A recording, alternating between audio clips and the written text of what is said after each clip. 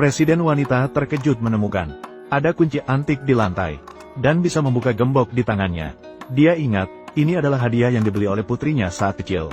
Dengan uang angpau untuk dirinya sendiri, Presiden segera menyadari, putrinya yang hilang sejak kecil berada di perusahaannya. Maka dia pergi ke ruang keamanan untuk memeriksa rekaman CCTV. Berhenti.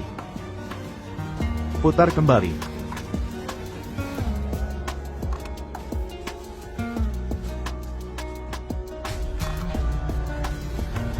Jiang Zi adalah adikku.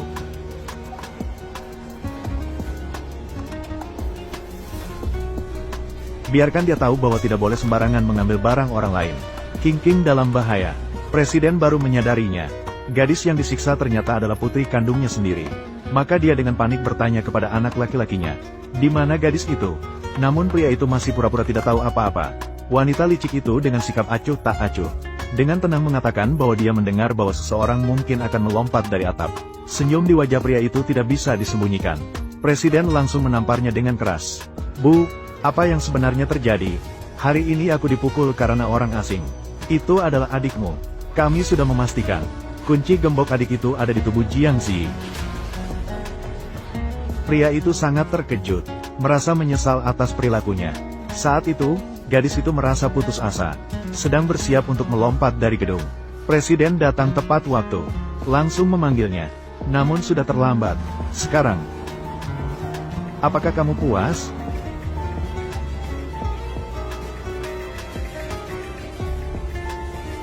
Tidak.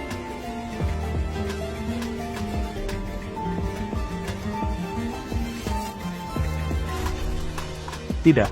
Bagaimana aku bisa melakukan hal seperti ini pada adikku? Bagaimana aku bisa melakukan hal seperti ini pada adikku? Pria itu berlutut di depan pintu ruang gawat darurat, menyesali kesalahannya. Hanya berharap adiknya bisa segera sadar. Untungnya, gadis itu sadar setelah diselamatkan. Presiden segera mengeluarkan gembok tembaga, untuk membuktikan hubungan ibu dan anak mereka. Kakak terus-menerus meminta maaf di sampingnya. Tidak disangka, ketika gadis itu melihat wajah jelek pria tersebut, dia sangat marah dan langsung menyerang. Mengatakan bahwa dia bukan putrinya, hanya memiliki satu keluarga di dunia ini, yaitu ayah angkatnya. Namun ayah angkatnya dibuat bangkrut oleh presiden. Akhirnya memilih untuk bunuh diri dengan minum racun. Saat itu, wanita licik di sampingnya khawatir.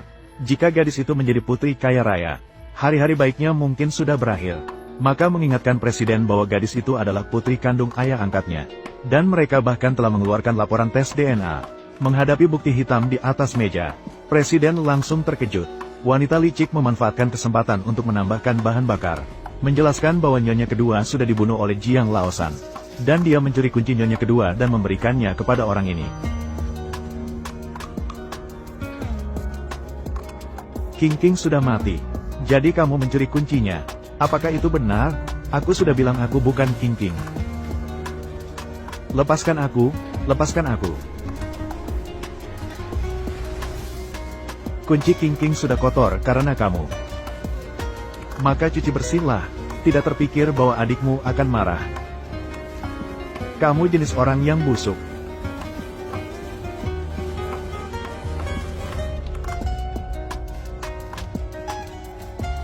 Di hari-hari berikutnya, kakak menangis saat melihat foto adiknya.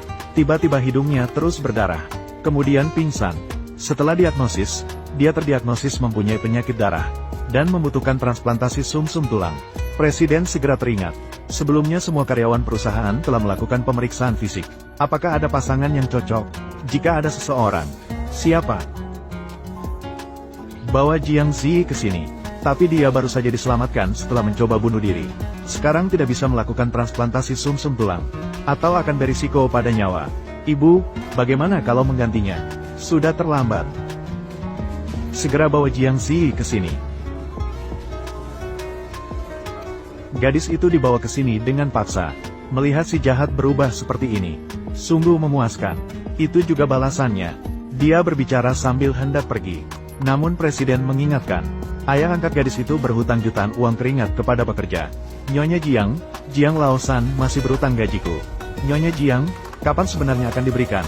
Nyonya Jiang, aku masih menunggu uang ini untuk membayar biaya sekolah anakku. 2 miliar yang aku berikan sudah cukup untuk membayar hutang ayahmu.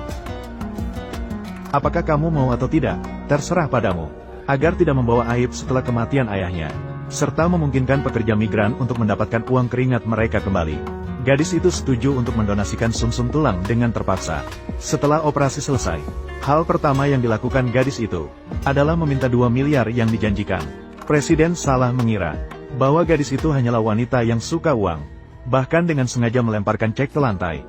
Gadis itu dengan tubuh yang lemah berjongkok untuk mengambilnya. Tidak ingin terlibat dengan mereka lagi. Tidak ingin tinggal lebih lama sedetik pun. Namun, saat dipindahkan dari tempat tidur, Presiden melihat dompet yang tertinggal oleh gadis itu. Di dalamnya ternyata ada foto masa kecil putrinya. Saat ingin mengejarnya keluar, tiba-tiba anak laki-laki bangun. Segera berbalik dan menghiburnya agar istirahat lebih banyak. Ini adalah laporan tes untuk Jiang Laosan dan Jiang Ziyi. Laporan tes dilakukan di sini. Benarkah? Sepertinya 2 tahun yang lalu. Aku ingat saat itu. Dekan memberikan langsung. Jiang Laosan dan Jiang Ziyi melakukan identifikasi.